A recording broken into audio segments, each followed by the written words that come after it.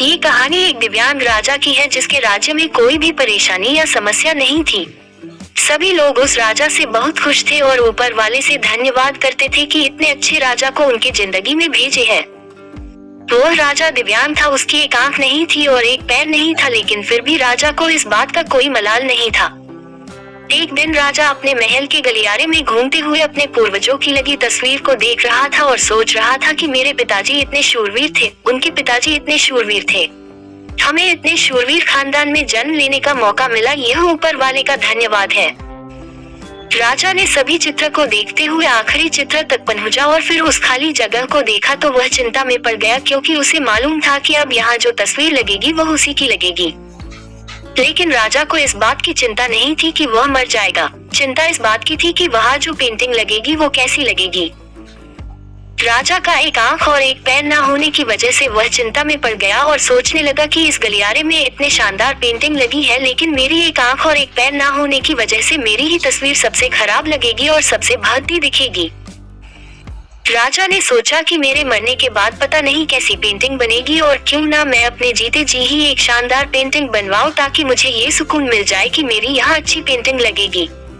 अब उस राज्य में ऐलान करवा दिया गया और सभी पेंटर्स को बुलाया गया और कहा गया कि जो भी पेंटर राजा का शानदार पेंटिंग बनाएगा उसे शानदार इनाम मिलेगा। अब सभी पेंटर राज्य में आए और उन पेंटर को पता था कि अगर शानदार पेंटिंग बनेगा तो शानदार इनाम तो मिलेगा, लेकिन जिस राजा का एक आंख नहीं है, एक पैर नहीं है, उसका शानदार पेंटिंग कैसे बनेगा।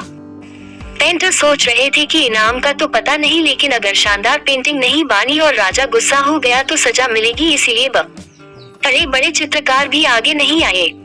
तभी उसमें से एक लड़का बोला, राजा साहब मैं आपकी पेंटिंग बनाना चाहता हूँ, मुझे 24 घंटे का वक्त दीजिए। अब सभी बड़े बड़े पेंटर हैरान हो गए कि ये लड़का क्या पेंटिंग बनाएगा, और अगर राजा को पेंटिंग पसंद नहीं आई तो इसे सजा जरूर मिलेगी। राजा बोला ठीक है, आप बना करके आइए। अगले दिन वह लड़का तस्वीर बनाकर लाने वाला था और दरबार पूरी तरह से भर चुका था। लोग दूर दूर से ये देखने के लिए आए थे कि वह लड़का कैसा पेंटिंग बनाकर लाएगा। अब लड़का जब उस राजा की पेंटिंग बनाकर लाया तो लोग आश्चर्यचकित रह गए। सब लोग जोर जोर से तालियां बजाने लगे, सीटी बजाने लगे, और जब राजा ने उस पेंटिंग को देखा तो वह खुश हो गया और बोला कि वाह, इससे अच्छी पेंटिंग तो इस पूरे गलियारे में नहीं है। राजा ने उस लड़के को बहुत सारा इनाम दिया। अब आप सोच रहे होंगे कि उस राजा की क्या पेंटिंग बनी होगी जिसकी एक आंख नहीं है और एक पैर नहीं है, कैसा पेंटिंग बना होगा। उस तस्वीर में लड़के ने उस राजा को एक घोड़े पर सवार किया था।